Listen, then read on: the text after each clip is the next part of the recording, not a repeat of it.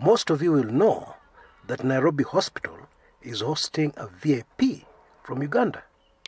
Speaker of the Republic of Uganda, Rebecca Kadaga, or do we say Kadaga, has been sick for quite some time, and is hospitalized at the Nairobi Hospital in Nairobi, Kenya.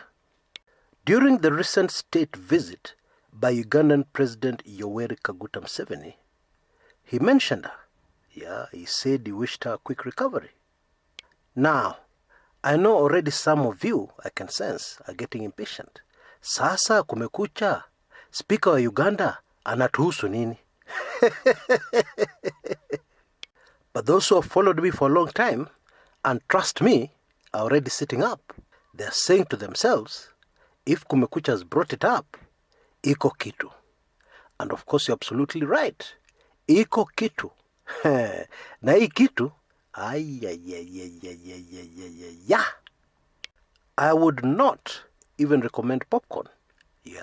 My advice is if you're standing up, find a nice place to sit down.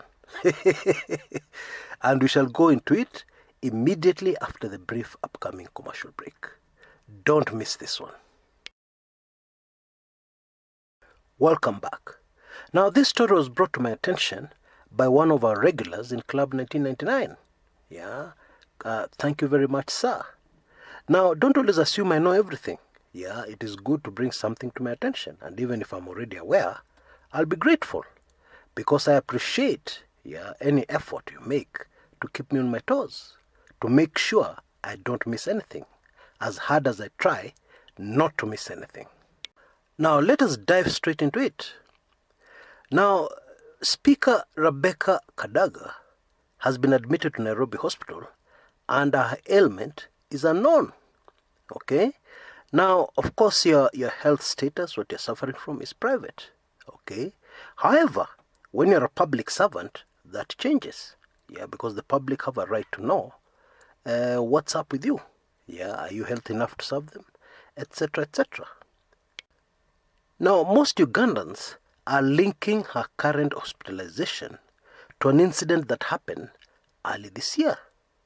And I will give you the facts, and you'll decide for yourself whether there's a link or not. Okay? On 20th January 2019, a very interesting case was filed in the High Court at Jinja. Jinja is a major city in Uganda. In fact, after Kampala, Jinja is the second largest town or second largest cosmopolitan area in Uganda. Now, this case, very interesting, was filed by a traditional healer. The traditional healer was suing Speaker Rebecca Kadaga for failing to pay him. To pay him for what? Well, the plaintiff, the person who filed the case, says that on the first day of September 1990, on that date, the defendant, the Speaker Kadaga, approached him, at his shrine in a place called Bwala, Buganda Zone. And she was seeking for help and traditional medicine. Okay? And in court papers filed by the plaintiff, he made it very clear what kind of help Madam Speaker was seeking. For avoidance of doubt, let me just quote exactly what was said in the court documents. And I quote, "The defendant requested the plaintiff to work on her so that she would be given a big job in the government and also be driven in a convoy like a president." My friends, this is Africa. And by the way, you may say, what is Kumekucha saying about Uganda? But these are the things that happened right here in Kenya. This is an African problem, where people go to seek help. Let me just leave it at that. Now, the problem is that the defendant, the person who was seeking help, did not have money to pay for the services at that time. And so they agreed, the person, the medicine man, traditional healer, whatever you want to call him, accepted to work on her. I'm wondering what this working on means, Anyway, accepted to work on her on condition that she would pay him the minute she got the big government job. And so this traditional healer started his job. And he says he worked on her on the night of 1st and 2nd September 1990. Okay? Now the interesting thing here is that he adds, on 3rd September, that's the third day, immediately after finishing working on her, Speaker Kadaga was called by the President of Uganda, Yoweri Museveni, and she was promptly appointed to government on the 3rd. Now apparently that was just the beginning, because this traditional healer says, since that day to date, he has been administering his traditional medicines on Speaker Kadaga. And because of this, she has chalked up quite a lot of achievements, big jobs. Indeed, Speaker Kadaga is the first female speaker of the Ugandan National Assembly. She made history. And indeed, the traditional healer says, after the first treatment, shall I just call her the patient? The patient acknowledged that he had done a good job. He had worked well on her. Legally, if you take somebody to court for not paying you, one of the very effective defenses is that you did not actually deliver. Where's the evidence that you actually delivered those services? Where's the evidence that you actually delivered satisfactory services? So that you deserve payment. But obviously, this traditional guy does not miss a trick. He has it all, because he even has her acknowledgement in writing. And I believe you can see it on your screens right now. Now the big beef that the traditional healer has is that the speaker has not paid. From 1990 to today, we're in the year 2019, the speaker has only managed to pay 1 million Uganda shillings.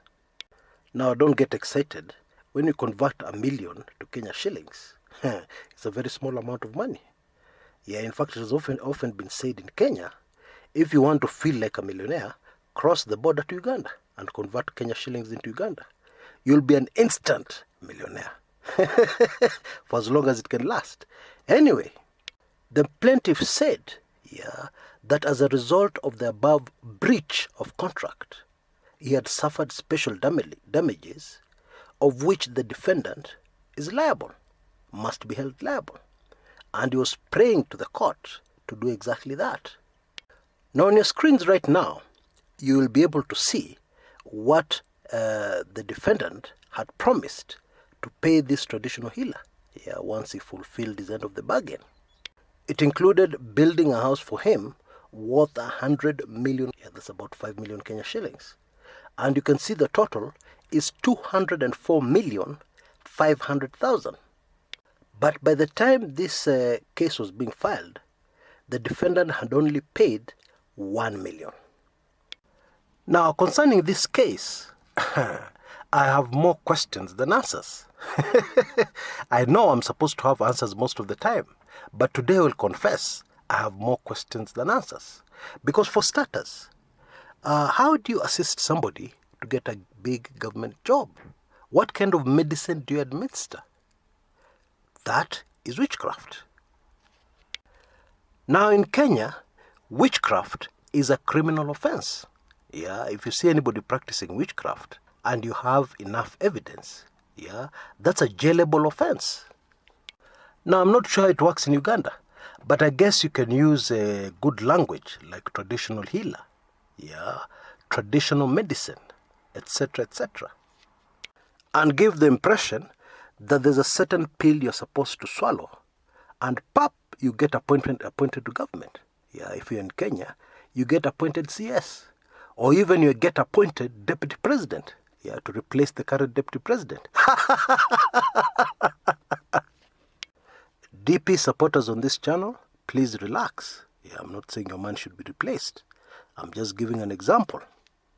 So I guess you can get away with giving the court the impression that this is the administering of magic pills, magic herbal medicine. So that's one of my big questions and one of my big puzzles. However, the interesting thing here is that both parties agreed to settle out of court. And I'm told they settled out of court. Yeah, they finally reached a settlement. Yeah. And anyway, if they didn't reach a settlement, then I'm assuming this traditional healer would be back to the High Court. Yeah, and he hasn't gone back. Now, here's the interesting thing. After this interesting case was filed, and after they settled out of court, shortly after that, Speaker Kadaga got very seriously ill. And medical personnel are not quite sure what's wrong with her. Yeah, and that's one of the reasons why she was referred to Nairobi. Yeah, because in Uganda we also have excellent hospitals, excellent medical practitioners. Yeah. However, it defeated them. And therefore they referred the case to Nairobi, I guess where there are more specialists. Yeah. And something else, there are whispers that this disease, whatever it is, one of the symptoms is that it has caused her to lose her mind. Yeah. So those are the facts. So make up your mind. Decide, are the two linked or are they not linked? Yeah, you make up your mind for yourself. Now, the person who passed on the story to me had a very interesting spiritual explanation. And it is this. Those on this channel know, that we're going through an overturn period. Exposure, judgment. Before God judges, he exposes. Yeah, and we've also seen indeed a lot of exposure in Kenya. Exposure of corruption, exposure of all kinds of things. Yeah, exposure of people getting involved in very evil extracurricular activities, etc., etc. Yeah, and therefore he suggested that this is just part of the overturn, happening throughout East Africa, because here's a case where a politician has been exposed, very openly, with clear evidence in the High Court of Jinja in Uganda that they actually visited a traditional healer, or shall I say, witch doctor. Now, believe it or not, Kenyan politicians visit witch doctors all the time. Yeah, politicians right across East Africa visit witch doctors all the time. It is very normal. Yeah. However, when you tell people that story, people brush it aside. They say rubbish, nonsense. Educated people don't do that. People who have gone to school, university level, etc., etc., can never go to visit a witch doctor. That's for poor, illiterate people. Now we have a case in front of us that completely dispels that myth. Yeah, because Lady Rebecca Kadaga is a lawyer by profession. She's a highly qualified lawyer. Last time I checked, for you to become a lawyer, you need to go to school seriously. That's why they call each other my learned friend, my learned colleague. Because it is true, they're learned. Yet another person who understands these things, tried to tell me that in this Ugandan case, the medicine man did not call the client or did not take the client to court in order to get a settlement. They took them to court so that they can be able to get a chance of fixing them. How so? You see, in a settlement, which has been forced on you by a court of law, no less the High Court of Uganda, you'd have to be very serious and listen very carefully to what the other side is demanding and try your best to fulfill their demands. And therefore, according to this expert, what they were telling me, is that most probably this traditional healer wanted a chance to get something, a personal item, that he could be able to use to do things on his client. Things like landing them in hospital. You see, my friends, no matter how you look at it, witchcraft is of the devil. And the devil does not play by any rules other than his own. And the devil will never be your friend. And the devil does not want any good for you. That is the truth. Now, in part 2 of this video, we shall take a closer look at past incidences and cases of witchcraft in East Africa, in Kenya, and even in our neighboring countries. Very, very captivating stuff. And we'll go into it immediately after the upcoming break. You don't want to miss this.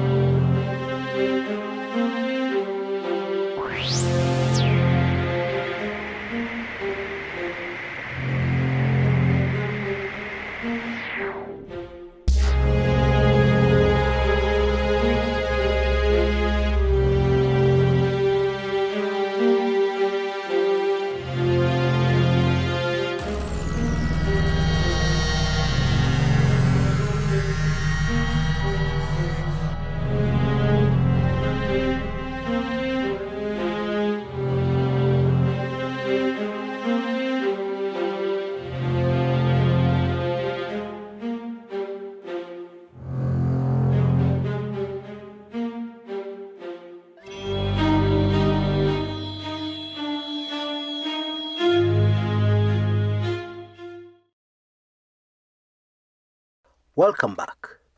Now, in 2005, I happened to be in Tanzania. And it was at the height of the presidential campaigns, featuring a man called Jakaya Mrisho Kikwete, who was campaigning for the presidency under the CCM ticket. Now, a very curious incident happened during a public meeting, or a rally, a political rally that Kikwete was addressing. A man casually walked up to the dais, ignoring the security detail, ignoring everybody else. They just walked very casually. Of course, they were quickly arrested. Now, the story which came out after that is what just knocked me over. I was told by my Tanzanian friends that man's madawa, his witchcraft, had proved to be less powerful than the witchcraft which was protecting the presidential candidate. And that is why people were able to see him. Because had his witchcraft worked, he'd have been invisible. And he'd have managed to walk right through and do whatever he wanted to do. Now, curiously, during the same presidential campaigns, at one point, Jakaya Kikwete is delivering an address. And then suddenly, he fainted and he passed out completely. That same evening, he came back on live TV and reassured people he was okay. He said the problem was that maybe because he had not eaten. Because, he told the people, he had been fasting. I don't know what to make out of that. Maybe you will. You'll know why that happened. Back to Kenya. Now, before Kalonzo Musyoka got elected into parliament, he went to see a man called Mulu Mutisia in those days. Now, after they struck a very close friendship, the old Mulu Mutisia promised Kalonzo he'll be in parliament very soon. Mulu Mutisia then organized a very big traditional ceremony where it is said 7 bulls were slaughtered. Now the number 7 is a significant number, but that's a story for another day. Now after this ceremony, shortly after this ceremony, one of the most curious things which remains a mystery up to this day happened in the constituency of Kalonzo Musyoka. The sitting MP was sitting talking to some people. An AP, an administration policeman, came up to him and shot him dead. And shortly after that, there was a by-election. And guess what? Kalonzo Musyoka was in parliament. To date, several decades later, nobody has been able to explain why this administration policeman walked up and shot the Member of Parliament dead. It has never been explained how and why. And take note of this fact. That Member of Parliament was extremely popular in that constituency. And it was said that his madawa was very strong. His witchcraft was very strong. It was impossible to unseat him from Parliament. Yeah, the only thing that would happen is that he would resign, step down. But others removing him from Parliament, impossible. His madawas were too strong. Yeah, I'm just repeating what locals were saying. Okay, that's not me. That's not my views. Now, in Mombasa's coastal town, the young men there have a certain witchcraft medicine. Yeah, it's powderish.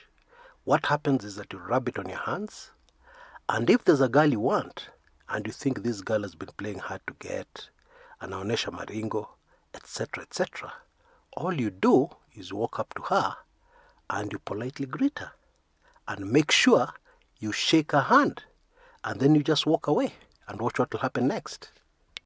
To quote these coast boys, she will start following you around like a dog. Now, if you have a dog that likes you, you know it behaves. Yeah, you go here, it's with you. You go there, it's always close to you, always wagging its tail. Now, if you have lived at the coast, kuna maajabu Mombasa, nakwambia. If you have lived at the coast, you may be familiar with a few things. Yeah, but if you just live in Nyali, you just go to the swimming pool, to a local hotel, you don't mix with the locals, you may not have any clue. In another incident, yeah, a young man identified an attractive married woman. And this woman was married to a very rich man. Yeah, and she used the same dawa, yeah, to get that married man aingie box yake. And the next thing that was happening is that this married woman was withdrawing money from her account to buy this young man a very expensive printer. Yeah, you know, a printing press worth about 500,000 Kenya shillings. And guess what? This young man who administered this dawa, yeah, on the unsuspecting rich woman was already married himself. Yeah, this was business. It was nothing personal. It was just business. Now, I'm well aware that there are many on this channel who are extremely educated. Yeah, to them, witchcraft does not exist. Yeah, witchcraft only affects you if you believe. If you don't believe, it doesn't touch you. It can never touch you. Well, that's okay. Except that I wonder whether these people who have this belief, I wonder whether they know that what they're saying and what they believe contradicts what is in the Holy Bible concerning witchcraft. In my view, in fact, it is very naive for somebody to be so advanced, yeah, and to think that they have dealt with American politics, they have looked at politics in Europe, and therefore politics in Africa is the same. That would be the most naive person on earth to think something like that. And unfortunately, very many of us believe that politics in Africa, so we understand the politics in Africa. Witchcraft doesn't exist. People don't visit witch doctors before campaigns. People don't go to witch doctors to deal with their political enemies. Yeah, that's what most people believe. Well, let me just leave you their beliefs. But I've given you the facts, and I've given you a few spicy stories. So make up your mind for yourself. Until next time, this is Chris Kumekucha.